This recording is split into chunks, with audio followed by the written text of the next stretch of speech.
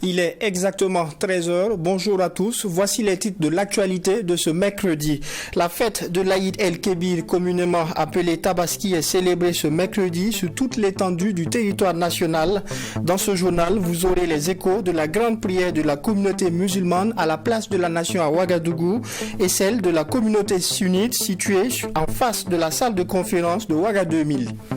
Et puis, administration territoriale, justice, agriculture et environnement, les 4 nouveaux ministres nommés dimanche dernier ont été installés dans leurs nouvelles fonctions. Aussitôt installés, ils appellent leurs collaborateurs à fédérer les efforts pour un meilleur accomplissement de leur mission. Et enfin, quelques jours après l'adoption de la nouvelle loi portant promotion immobilière, le ministre en charge des affaires foncières se met en action au quartier Sombedin. Les bornes d'un terrain de 3 hectares morcelés et bornés par un promoteur immobilier ont été arrachés. Pendant ce temps, au quartier Tudwego, la situation semble beaucoup plus complexe. Constat à suivre dans cette édition. Nous démarrons ce journal avec ce communiqué de l'état-major général des armées. Un convoi de ravitaillement escorté par des unités militaires de retour de Djibo a été la cible d'une embuscade le lundi 26 juin 2023 dans la localité de Namsigia, province du Bam. Les combats particulièrement violents ont causé d'importantes pertes malgré la vigoureuse riposte des unités.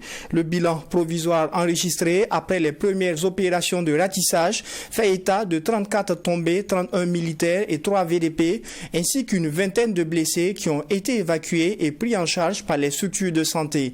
Une dizaine d'éléments sont toujours recherchés par les renforts déployés pour la poursuite des opérations de ratissage et de riposte.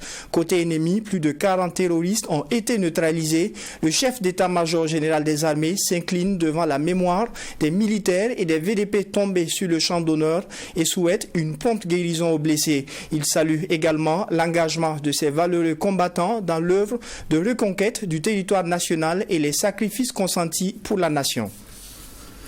La communauté musulmane du Burkina Faso célèbre ce mercredi la fête de l'Aïd el-Kébir ou fête de la Tabaski. Très tôt ce matin, les fidèles musulmans ont pris d'assaut les lieux de prière. À Ouagadougou, la place de la nation a refusé du monde.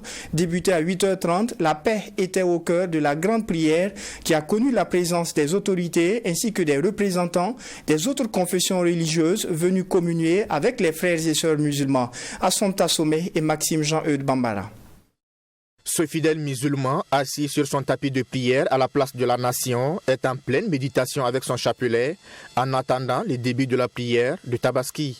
Tout comme lui, ils sont nombreux à prendre d'assaut la place de la nation pour la grande prière commémorative de l'Aïd el-Kébir, la fête du sacrifice de moutons. Des fidèles venus adresser à Dieu des prières d'action de grâce et intercéder auprès d'Allah pour la paix au Burkina Faso. Je demande à Dieu la paix pour le Burkina Faso parce qu'actuellement c'est ce qui nous préoccupe le plus.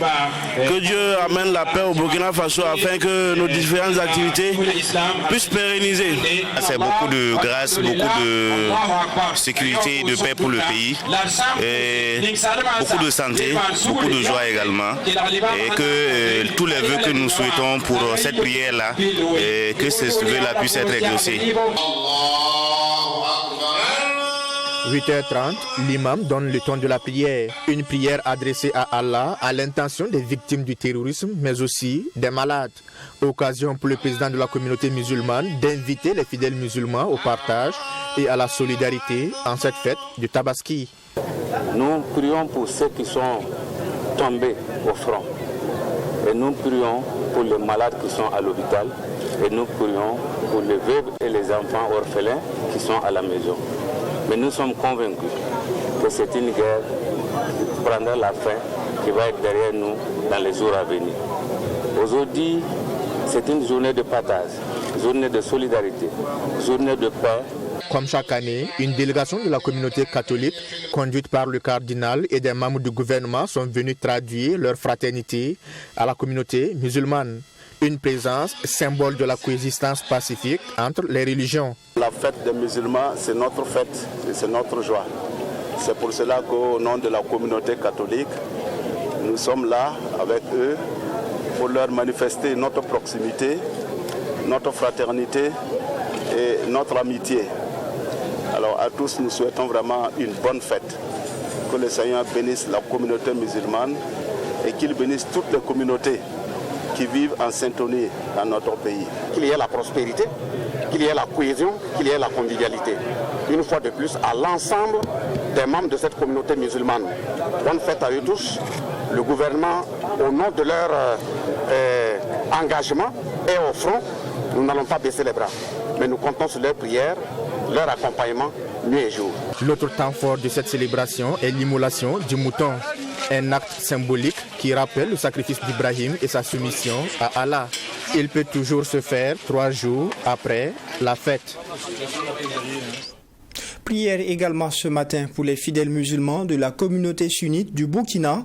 Comme à chaque année à Ouagadougou, ils se sont retrouvés sur le terrain en face de la salle de conférence de Ouaga 2000 pour la grande prière de l'Aïd El-Kébir. Ils ont imploré Allah pour la paix et la sécurité au Burkina et invité les fidèles musulmans au partage et à la solidarité. L'essentiel de cette célébration avec Alexis Wenkouni Belem Naba. C'est mercredi 28 juin 2023. C'est l'Aïd El-Kébir, la fête qui commémore le sacrifice du mouton dans la religion musulmane. Ces fidèles musulmans du mouvement sunnite ont confié à Allah leurs intentions de prière. Dr Mohamed Kindo, l'imam qui a célébré cette prière, dans son sermon, invite le peuple burkinabé à l'union dans toute sa diversité contre les forces du mal. Des prières relativement axées sur la situation sécuritaire que connaît le Burkina Faso. Ils ont aussi prié pour la paix, la cohésion sociale et la sécurité dans le pays.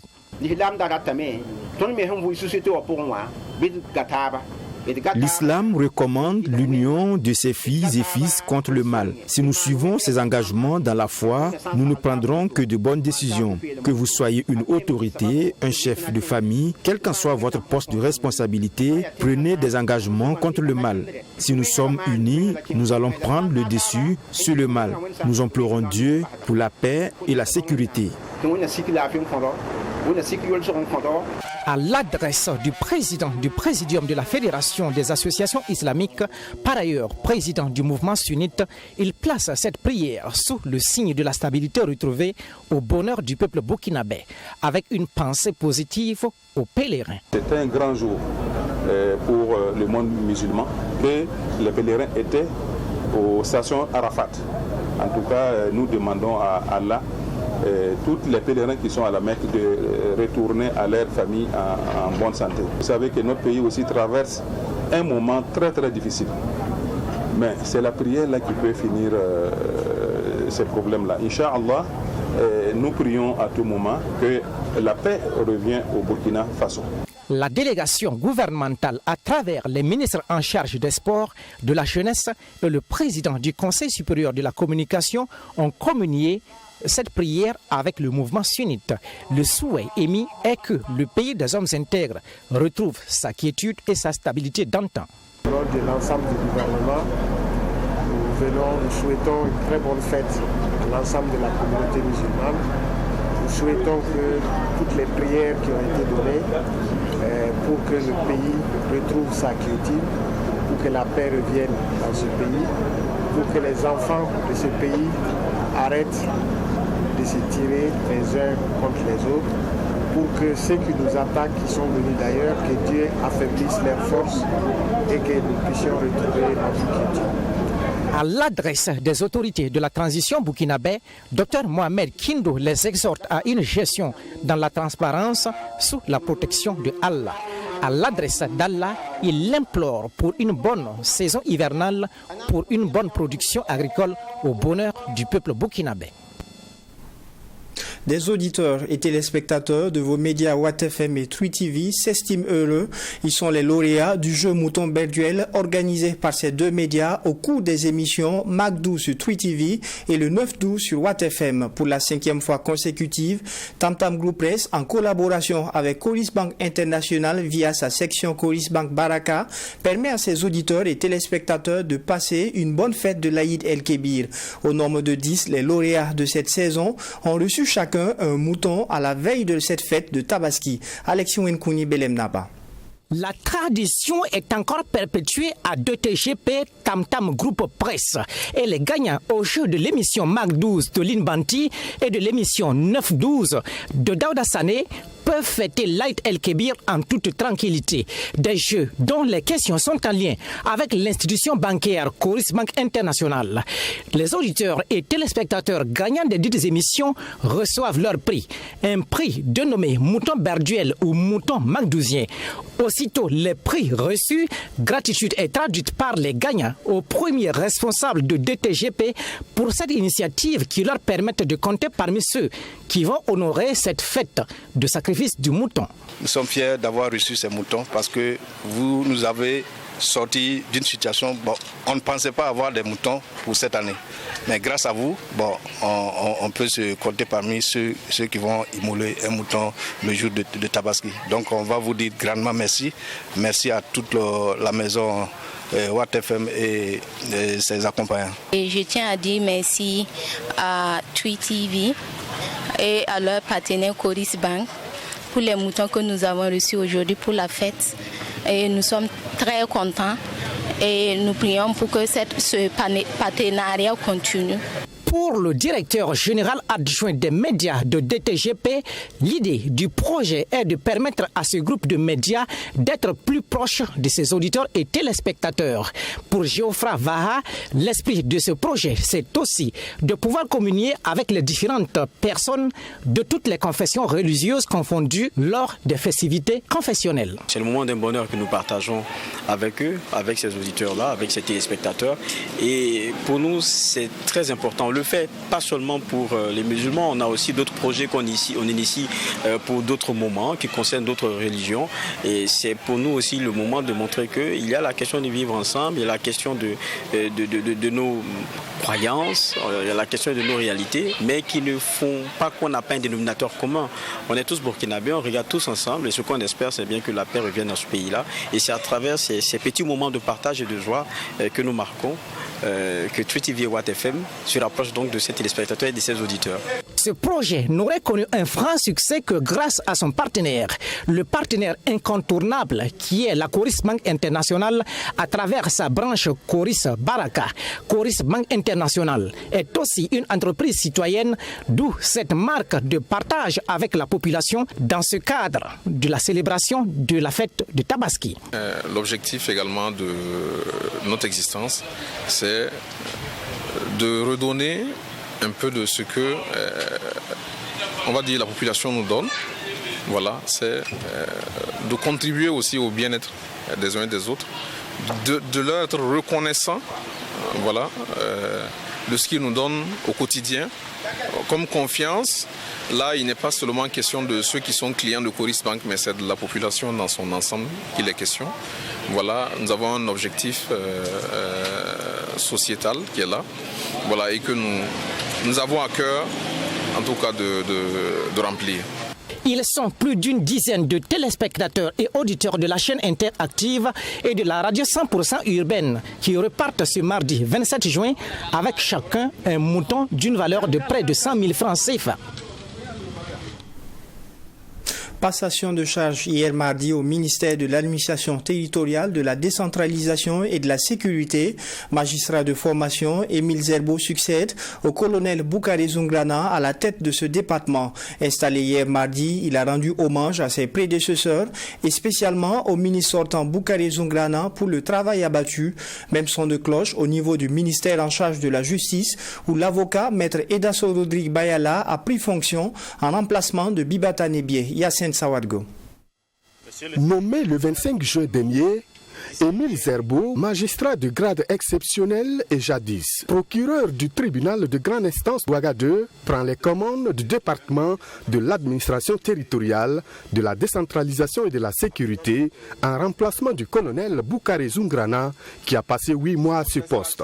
Installé ce jour par le secrétaire général du gouvernement Jacques Sosten Dingara, le nouveau patron du ministère de l'administration territoriale demande l'accompagnement de ses collaborateurs pour mener à bien la mission à lui assignée. Notre pays, le Burkina Faso, connaît depuis l'avènement du terrorisme dans ces contrées, dans les années 2015, plusieurs difficultés.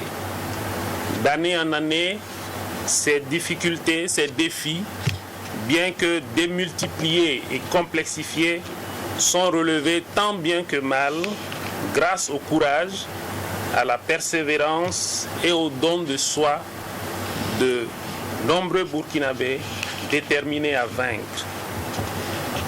Je me réclame de ces personnes et je ne me fatiguerai point d'apporter ma modeste contribution pour l'édification d'une nation libre, digne et prospère.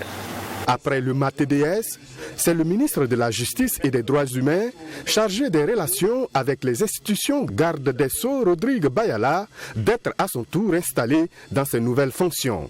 Avec lui, c'est le même son de cloche. Travailler étroitement avec ses collaborateurs pour l'atteinte des résultats escomptés. Les jours qui suivront, nous allons dans une démarche participative avec toutes les structures du ministère, les chefs de département et de services.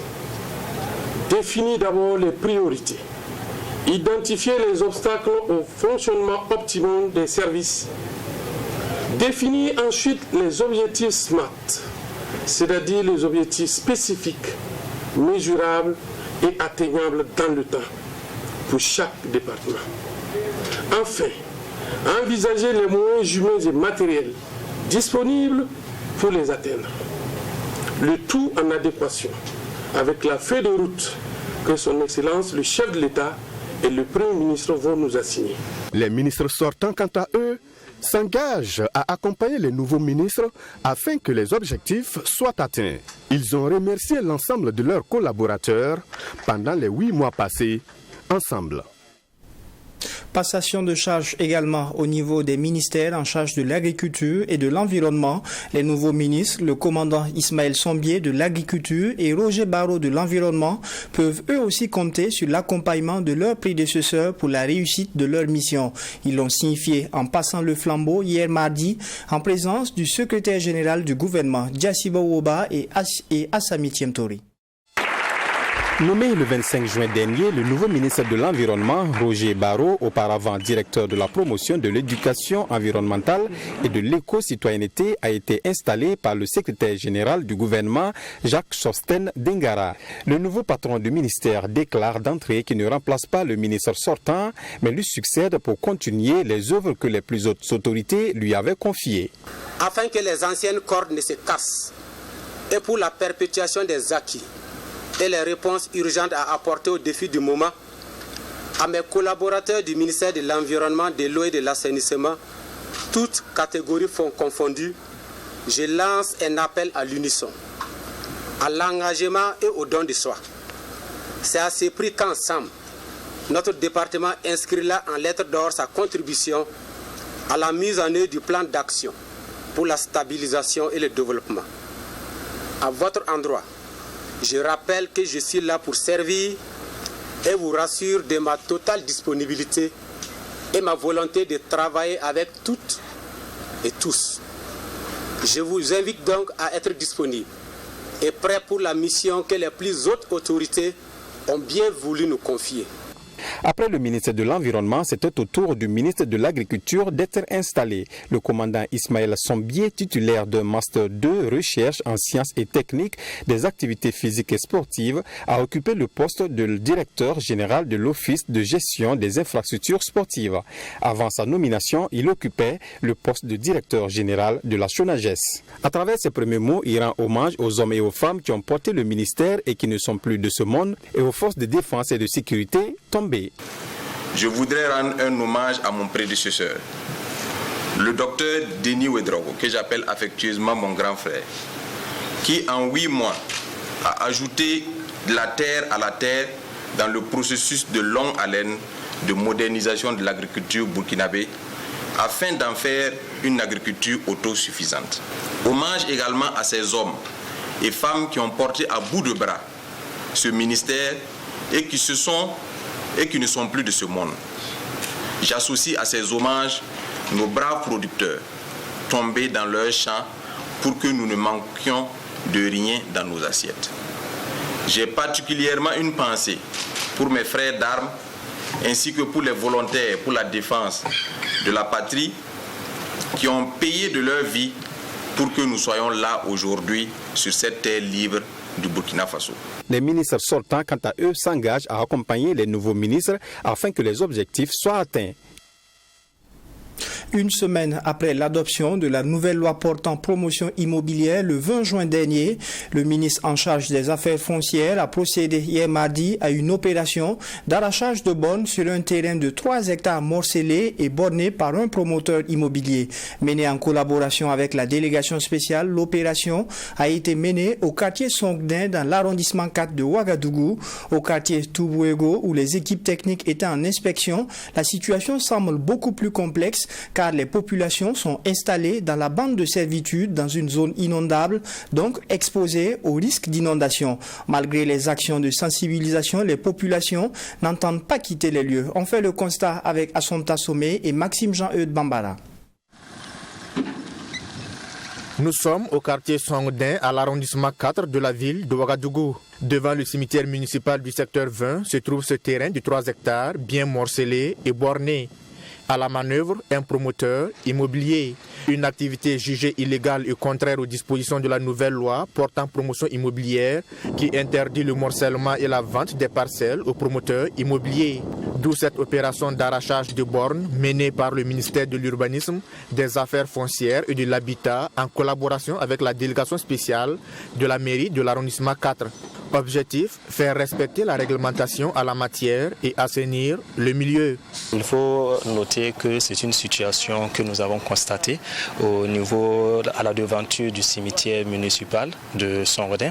Alors nous avons attiré l'attention de nos supérieurs hiérarchiques quant à l'illégalité d'une telle opération et avec le concours de la direction régionale de l'urbanisme et de l'habitat, nous avons décidé de mener cette opération afin de lancer un signal fort à toutes ces personnes qui s'engagent dans cette lancée illégale de morcellement de terrain. Et ce qui a motivé cette opération est que le promoteur en question a été interpellé plusieurs fois par la mairie, et lui signifiant la gravité de l'acte qu'il est en train de poser ici, parce que vous constatez avec moi, c'est la servitude du cimetière qui est bloquée.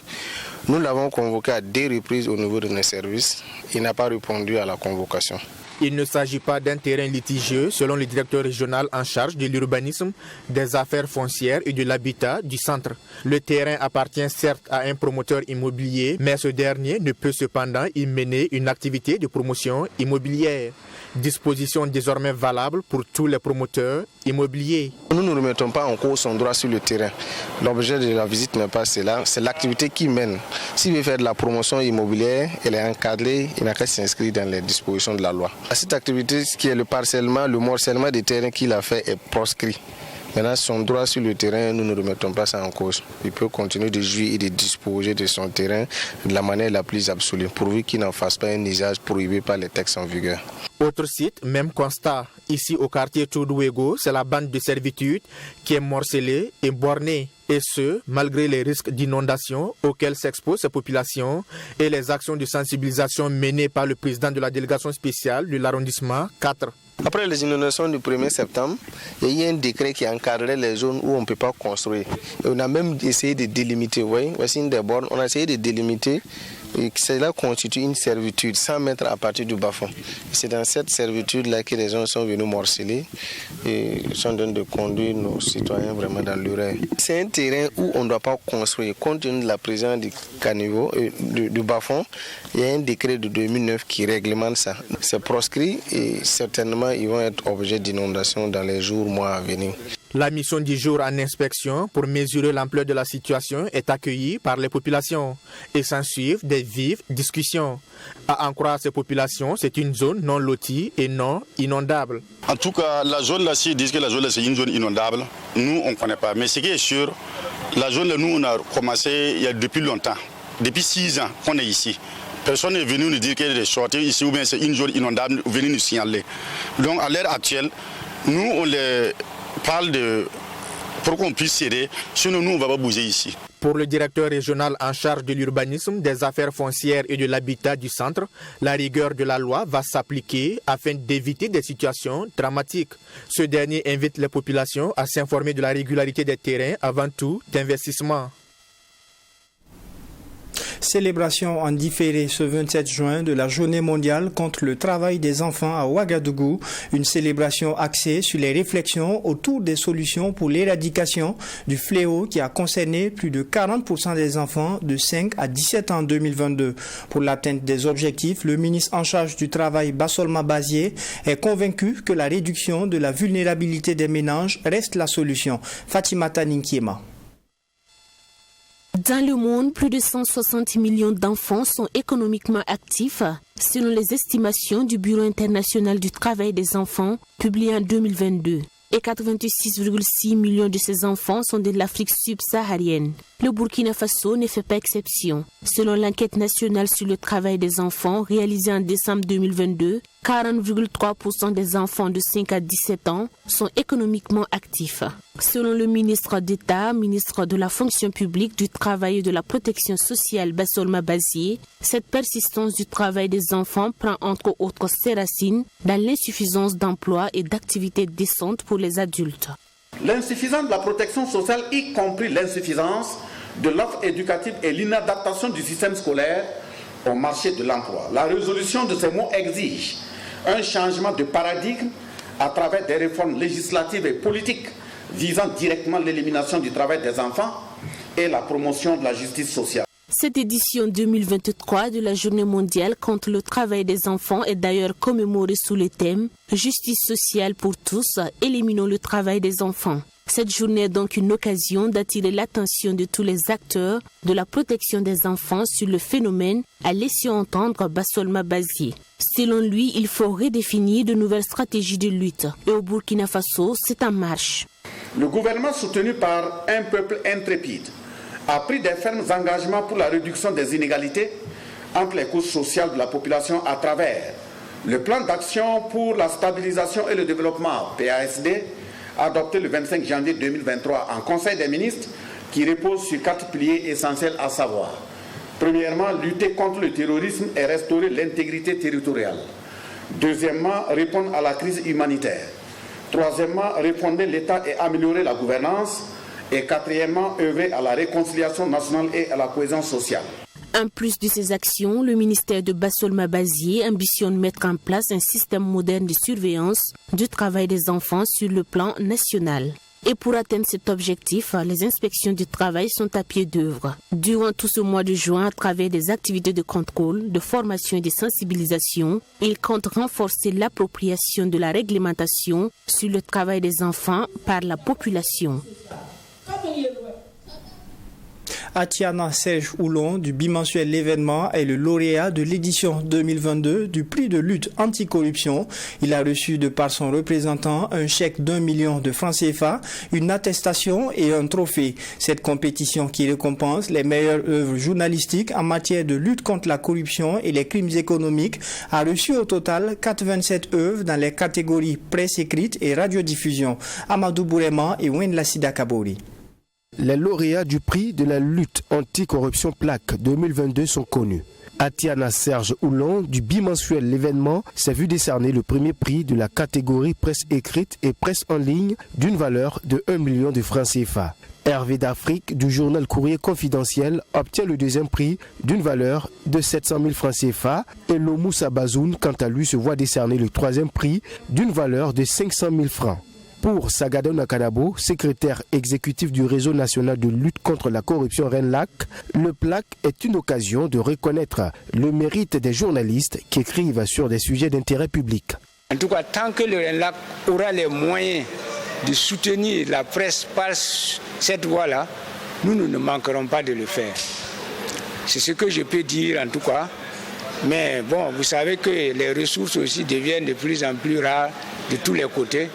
Mais en tout cas, nous tenons à ce que les journalistes, notamment les journalistes d'investigation, soient encouragés, même si cela ne remplace pas vraiment leurs efforts. Les journalistes sont un maillon très important de la chaîne de lutte contre la corruption, a laissé entendre Sagado Nakanabo. Pour lui, dans le contexte actuel de la lutte contre le terrorisme, sur la raréfaction des ressources, le rôle de la presse s'avère plus qu'essentiel pour la moralisation de la vie publique à travers la redevabilité des gouvernants. L'information et la transparence des activités des pouvoirs publics sont des éléments qui améliorent l'efficacité du travail des journalistes, partenaires privilégiés du RENLAC dans la prévention de la corruption au Burkina Faso. Qu'il me soit alors permis de saisir l'occasion qui m'est offerte pour plaider encore une fois pour l'opérationnalisation effective de la loi numéro 051 portant droit d'accès à l'information publique et aux documents administratifs. Pour cette édition 2022 du prix de la lutte anticorruption, le jury a examiné 87 œuvres en presse écrite et radio. À l'issue des travaux, le jury a noté un niveau appréciable des œuvres qui lui ont été soumises. Il déplore cependant l'absence de candidature féminine, l'absence de candidature en presse écrite et en télévision. Et c'est la fin de cette session d'information. Merci à vous qui l'avez suivi. Toute l'équipe de Tam Tam Group Press vous souhaite une très bonne célébration de l'Aïd El-Kébir et paix pour le Burkina Faso.